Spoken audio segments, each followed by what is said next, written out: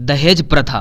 साल 2015 की वो शाम, गर्मी से बुरा हाल, कूलर की हवा में बैठा हर रोज की तरह मैं टीवी देख रहा था। टीवी तो क्या, डब्बा था डब्बा।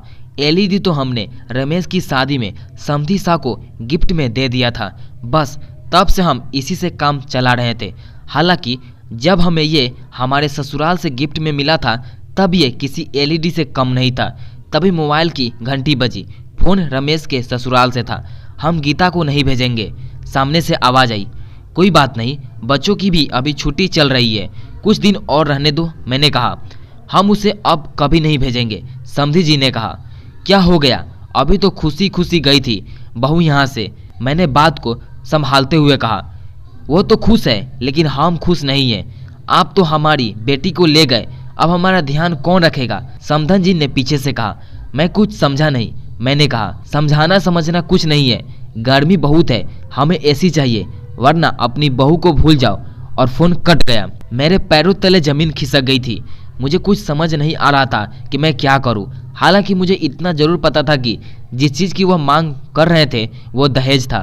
मैंने रमेश को आवाज़ लगाई। बहू के साथ कुछ झगड़ा हुआ था क्या? मैंने पूछा। नहीं तो, वो तो बहुत खुशी से जा रही थी, कुछ दिनों बाद अपने मम्मी पापा से जो मिलने वाली थी। पर क्या हुआ, वो अब बहू को नहीं भेजेंगे। फोन पर अभी उन्होंने एसी की मांग की है। लेकिन पापा, ऐसा कैसे हो सकता है? गीता को तो पता है कि शादी का कर्जा ही अभी भी उतरा नहीं है, तो ये फिर एसी? रमेश ने गीता को कसूरवार ठहराया। बातचीत अब कौतूहल का विषय बनती जा रही थी। रमेश की माँ, जो काफी देर से रसोई से हमारी बातों को आटे की पिटाई करते हुए सुन रही थी, अब बातचीत का हिस्सा थी। यह भी तो हो सकता है कि बहू को इस बारे में कुछ पता ही ना हो, रमेश की माँ ने कहा। किसी सास का अपनी बहू पर इस तरह का विश्वास मैंने पहली बार देखा था। क्या हुआ दादू? रमेश की छोटी बेटी ने कहा। शायद समाज के इस पहलू ने उसे भी अपनी किताबी दुनिया से बाहर आने पर मजबूर कर दिया। तुम अभी छोटी हो, तुम नहीं समझोगी, रमेश ने उसे टोकते हुए कहा। क्यों नहीं समझूंगी? मुझे पता है आप लोग दहेज की बात कर रहे हैं। छोटी के इस शब्द दहेज ने सभी को स्तब्ध करके रख दिया। मैंने अपनी हिंदी की किताब में पढ़ा था कि दहेज के बारे में शादी के समय वर पक्ष द्वारा वधु पक्ष से किए गए उपहार की मांग को ही दहेज कहते हैं।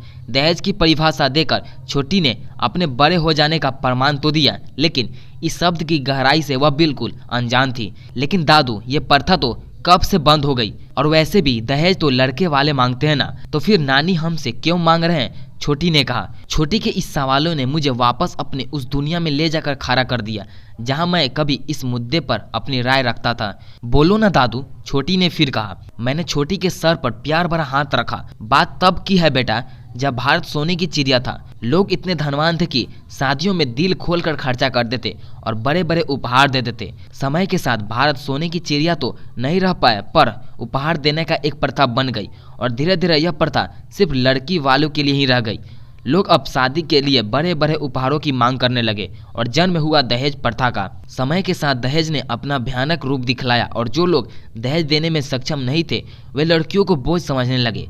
दहेज के लालच में लोगों ने अपनी बहुओं को प्रताड़ित करना शुरू कर दिया। दहेज का भयानक रूप तो तब सामने आया जब दहेज के डर से लोगों ने बेटियों को मां के कोख में ही मारना शुरू कर दिया। धीरे धीरे लड़कियों की संख्या लड़कों के मुकाबले कम होने लगी। लड़कियां ने भी अपने अस्तित्व को बचाने के लिए जीत और मेहनत करना शुरू किया। अब लड़कियां हर क्षेत्र में लड़कों से कंधा मिलाकर चलने लगी। लेकिन लड़कियों की संख्या में हुई वो कमी आज भी है और इसलिए आज शादी के लिए लड़की वालों की तरह से पैसों और उपहारों की मांग की जाने लगी।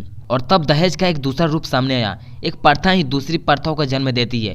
फंडा यह है कि किसी प्रथा को खत्म करने की बजाय उसके सही और गलत पहलू की ओर ध्यान दिया जाए। तभी दरवाजे की घंटी बजी। छोटी ने दौड़कर दरवाजा खोला। हाथों में बैग और आंखों में आंसू लिए गीता दरवाजा पर खड़ी थी। आज से यह मेरा घर है, मैं वह छोड़ आई।